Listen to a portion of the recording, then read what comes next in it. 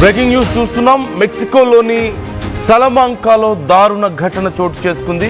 ఒక local football మ్యాచ్లో దుండగులు కాల్పులు జరపడంతో 11 మంది ప్రాణాలు కోల్పోతే 12 మందికి తీవ్ర గాయాలయ్యాయి. ఈ కాల్పుల మోతతో ఉలిక్కి పడ్డటువంటి ప్రేక్షకులు అక్కడి నుంచి పరుగులు తీసే ప్రయత్నం చేశారు. ప్రాణాలు కాపాడుకోవడానికి భయంతో జనాలు పరుగులు తీయడంతో తొక్కిసలాట చోటు చేసుకున్నట్లుగా తెలుస్తోంది.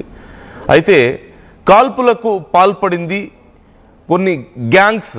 అక్కడ లోకల్గా డ్రగ్స్ అండ్ ఆయిల్ని దొంగతనం చేసి గ్యాంగ్స్గా చలామణి అవుతున్నటువంటి కొంతమందిగా తెలుస్తోంది.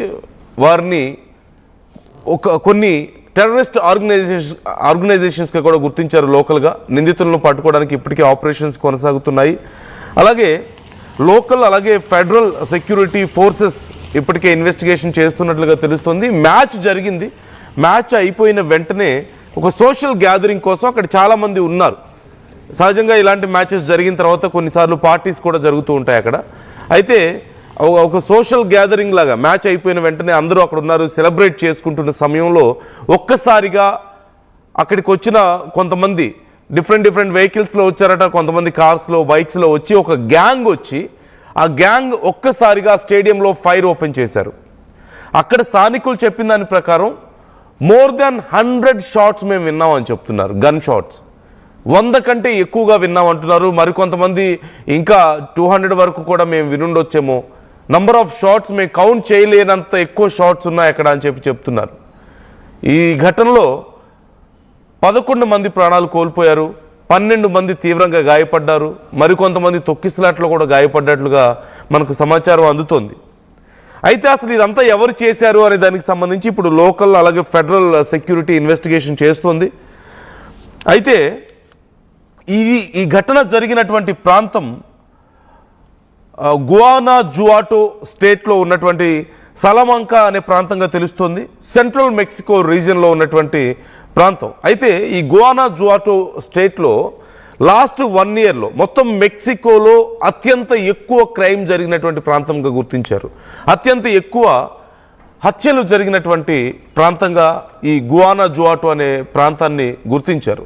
ఇక్కడ కొన్ని గ్యాంగ్స్ ఏర్పడి లోకల్గా పెట్రోల్ ట్యాంకర్స్ని హైజాక్ చేయడం, ఆ పెట్రోల్ ట్యాంకర్స్లో ఉండేటువంటి పెట్రోల్ని దొంగతనం చేయడం, అలాగే గవర్నమెంట్ నిర్వహిస్తున్నటువంటి ఈ పెమెక్స్ అనేటువంటి పైప్ లైన్ కూడా, పెమెక్స్ అనే కంపెనీని నిర్వహిస్తుంది గవర్నమెంట్. అక్కడ ఫ్యూయల్ని సప్లై చేయడానికి, పెట్రోల్ ఇలా ఇతర గ్యాసోలిన్ లాంటివి సప్లై చేయడానికి. సో ఆ పెమెక్స్ కంపెనీకి సంబంధించినటువంటి పైప్ లైన్స్ని బ్రేక్ చేసి వాటి నుంచి ఆ గ్యాస్ని, ఆయిల్ని తీసుకొని వీళ్ళు యుఎస్కి స్మగ్లింగ్ చేయడం, at the same time drugs, guns లాంటివి కూడా వీళ్ళు స్మగుల్ చేస్తున్నారట యుఎస్కి. ఈ నేపథ్యంలో ఇప్పటికే యుఎస్ ఈ గ్యాంగ్స్ని టెర్రరిస్ట్ ఆర్గనైజేషన్స్గా గుర్తించింది. సమాజానికి చాలా ప్రమాదకరమైనటువంటి గ్యాంగ్స్గా గుర్తించి వాళ్ళ మీద కొన్ని రివార్డ్స్ కూడా ప్రకటించినట్లుగా తెలుస్తుంది. ఈ గ్యాంగ్స్ 2 మేజర్ గ్యాంగ్స్ ఉన్నాయి. అనేక చిన్న గ్యాంగ్స్ కూడా ఉన్నాయి, బట్ మేజర్గా 2 గ్యాంగ్స్ ఉన్నాయి, సిజేఎన్జి అండ్ సిఎస్ఆర్ఎల్. సిజేఎన్జి అంటే జలిస్కో న్యూ జనరేషన్ కార్టెల్ అంటూ తెలుస్తుంది. అక్కడ కార్టెల్స్ అంటూ పిలుస్తూ ఉంటారు. మెక్సికో ఇలాంటి ప్రాంతాల్లో కార్టెల్స్గా పిలుస్తారు ఈ గ్యాంగ్స్ని. మోస్ట్లీ వీళ్ళు డ్రగ్స్, ఇతర ఎక్స్టార్షన్కి పాల్పడుతూ, లేదంటే అక్కడ కొన్ని రకాల క్రైమ్కి పాల్పడుతూ వీళ్ళు గ్యాంగ్స్ని మెయింటైన్ చేస్తూ ఉంటారు. వీటిని కార్టెల్స్ అంటూ చెప్తుంటారు. సిజేఎన్జి జెలిస్కో న్యూ జనరేషన్ కార్టెల్, అలాగే సిఎస్ఆర్ఎల్ కార్టెల్ డి శాంటా రోజా డి లిమా అనేటువంటి 2 గ్యాంగ్స్ ఇక్కడ తీవ్రమైనటువంటి ప్రమాదకరమైనటువంటి గ్యాంగ్స్గా అవతరించాయి. వీటిని యుఎస్ ఇప్పటికే టెర్రరిస్ట్ గ్రూప్స్గా కూడా ప్రకటించింది. వీళ్ళ మీద కొన్నిసార్లు దాడులు కూడా చేసింది యుఎస్. ఆ దాడుల్లో అనేక మంది ప్రాణాలు కోల్పోయినప్పటికీ కూడా లోకల్స్ని, బాగా పూర్ పీపుల్స్ని వీళ్ళు హైర్ చేసుకొని గ్యాంగ్స్లో జాయిన్ చేసుకొని ఈ గవర్నమెంట్కి వ్యతిరేకంగా అక్కడ కార్యకలాపాలకు పాల్పడుతున్నారు. అయితే ఇప్పుడు ప్రత్యేకంగా ఈ స్టేడియంలో ఎందుకు దాడి చేశారు అనేది మాత్రం ఇంకా తెలియాల్సి ఉంది. అయితే జనంలో తమ గ్యాంగ్ అంటే కొంత భయాన్ని క్రియేట్ చేయడం కోసం ఇలాంటి కారణాలతో వీళ్ళు ఎక్కువగా ఇలాంటి ఘటనలకు పాల్పడుతూ ఉంటారు అంటూ తెలుస్తోంది. వీలైనంత త్వరగా ఈ విచారణని పూర్తి చేస్తాం ఖచ్చితంగా అని చెప్తున్నారు. అలాగే లాస్ట్ 1 ఇయర్లో అత్యంత క్రైమ్ జరిగినటువంటి ప్రాంతంగా గువానాజువాటోను గుర్తించారు. అండ్ ప్రత్యేకంగా కొన్ని ఫోర్సెస్ని ఈ గ్యాంగ్స్ మీద ఫైట్ చేయడం కోసం కూడా ఏర్పాటు చేస్తున్నట్లుగా తెలుస్తోంది.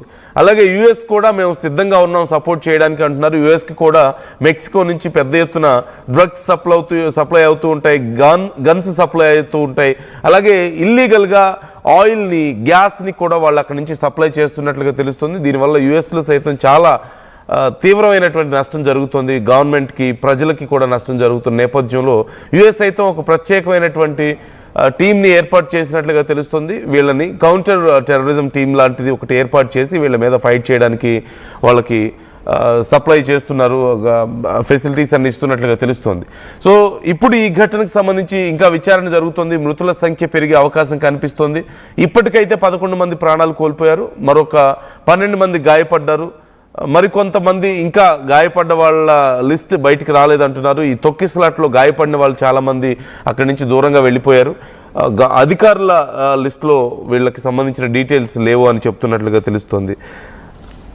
ఈ అంశానికి సంబంధించి మీ అభిప్రాయాలు ఎలా ఉన్నాయనేది కామెంట్ చేసే ప్రయత్నం చేయండి. మెక్సికోలో రోజు రోజుకి ఈ గ్యాంగ్స్ ప్రభావం పెరుగుతుంది. వీటికి సంబంధించి చర్యలు తీసుకుంటా ఉంటూ అక్కడ గవర్నమెంట్స్ కూడా చెప్తున్నట్లుగా సమాచారం అందుతోంది. ఒకసారి ఆ ఘటన జరిగిన తర్వాత అక్కడ ఉన్నటువంటి పరిస్థితిని నేను మీకు చూపిస్తాను.